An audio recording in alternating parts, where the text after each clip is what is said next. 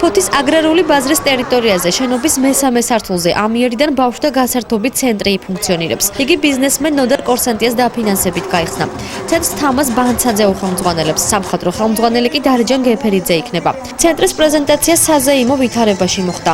გაიმართა ღონისძიება, სადაც ადგილობრივი შემსრულებლები წარსდგნენ. სცენაზე აფხაზეთიდან სპეციალურად ამ დღისთვის ჩამოსული მომღერალთა ჯგუფიც გამოვიდა.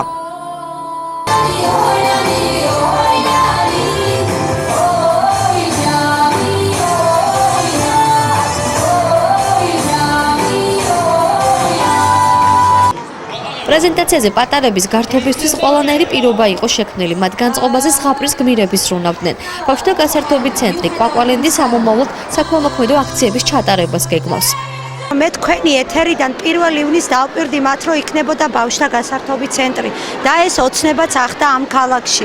ეს არ არის ერთდღიანი საქველმოქმედო ცენტრი, ეს იქნება მუდმივად და გაგრძელდება მარად და მარად.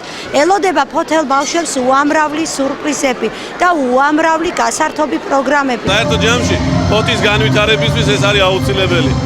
ეს იქნება ჩვენი მომავლის ძალიან დიდი ნაბიჯი და მე იმედი მაქვს და დარწმუნებული ვარ, რომ ყველა ფოთელი სალმება აი ამ ღონისძიებას, მიესალმება ამ ცენტრის გახსნას. ულოცავ ჩვენ თანაქალაქელებს ბავშვთა ცენტრის გახსნას და უსურვებ, რომ მრავლად იყოს ესეთი ადამიანები, ვინც გაიღებს და კომერციული თვალსაზრისითაც და ქველმოქმედების თვალსაზრისითაც გაერთიანებს ძალებს და ჩვენ ქალაქს აჩუქებს აი ესეთ ხიარულ და გასართობ ცენტრებს და კარგ საქმეს გააკეთებს.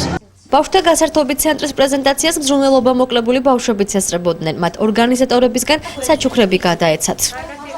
მოეწყო საქველმოქმედო აქციაც. ორგანიზატორებმა ერთ-ერთ ოჯახს ეტლი გადასცეს. ღონისძიების დასასრულს ტორტი საზეიმო ვითარებაში გაიჭრა. თოვლის ბაბუასგან კი პატარებს საჩუქრები გადაეცემათ.